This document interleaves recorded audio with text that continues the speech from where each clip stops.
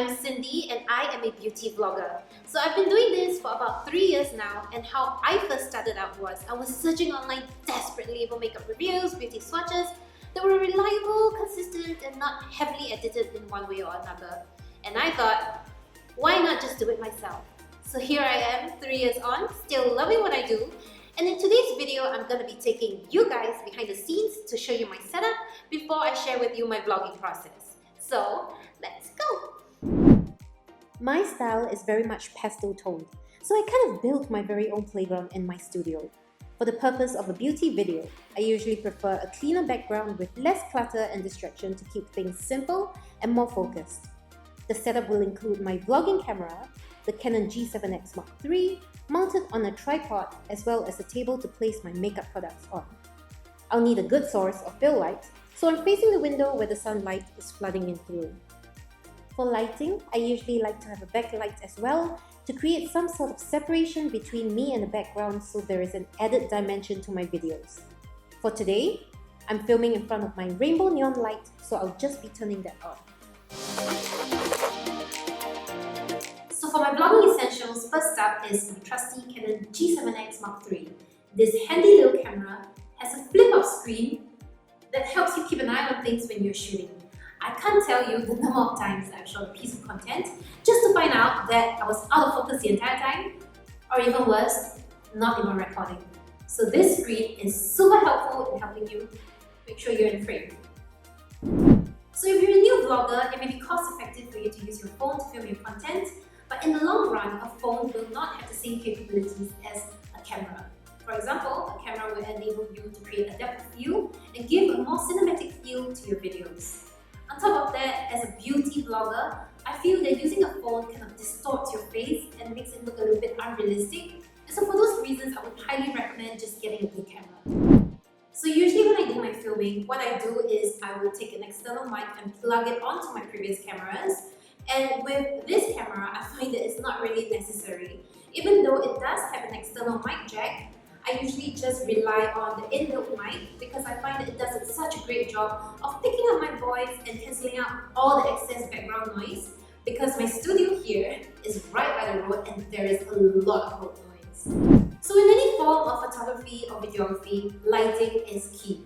And especially so in beauty vlogging, because you don't want to overblow your images. You want your viewers to be able to see the colors of the makeup on your skin.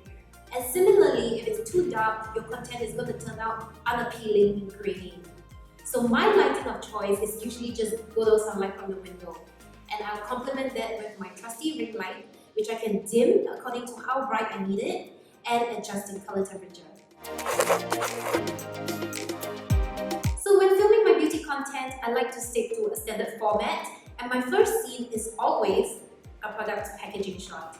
I like to do like an unboxing style so that my viewers can feel like they're opening a present with me. It is very exciting. And I mean, if you look at the packaging, a lot of these products come in, they are so adorable, they're so beautiful, there's a lot of time and effort that's gone into it, that it would be such a waste not to feature it as well. My second shot is always the product itself. This is so important for beauty junkies like myself because we want to take a look at how the product is being dispensed, what kind of casing it comes in, and most importantly, whether you're getting bang for your buck. My third scene is where I showcase the product on my skin. This is where I do my skin swatches so that my viewers can take a look at how the makeup glides onto the skin and how pigmented it is. This is really important because it showcases the quality of the makeup. The last scene that I'll film is a face application. This is where I show how the makeup can be used on the face, how the colors can be combined, how it looks like in an entire completed look, and then I leave it up to my viewers to decide if it fits into their beauty arsenal. For all the key scenes in my beauty vlog, my trusty ring light is a must-have. It's important to have the light to create more definition between the subject and the background. For reflective items like packaging and mirrors, I'll usually tilt the products downwards a bit so it does not reflect the light back into the camera. Here, you can see how useful the flip-up screen is, as it helps me make sure everything looks great while my hands are full. When swatching or applying my makeup, I'll usually stand slightly further away from the light to prevent overexposure and then use the zoom function on the camera for a tighter shot so that the colours can be featured more prominently. So my advice for you if you're just starting out is to do a lot of research and just gradually build on what you know to build your own identity as a vlogger. You can of course take reference from other more established online personas, but put your own spin on it because you want to build your own personal brand. It's very easy in this day and age to get lost in trends, and while I think that taking part in trends could be fun and helpful for growth, it's very important that you don't get lost in it and that you build your own style that your followers can identify with.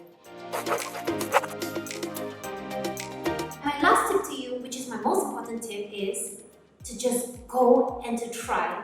Don't be afraid to try and don't be afraid to experiment. You have nothing to lose and you'll never get anything done if you keep second-guessing yourself. I hope the tips have been useful to you and I wish you all the best in your vlogging journey. Bye!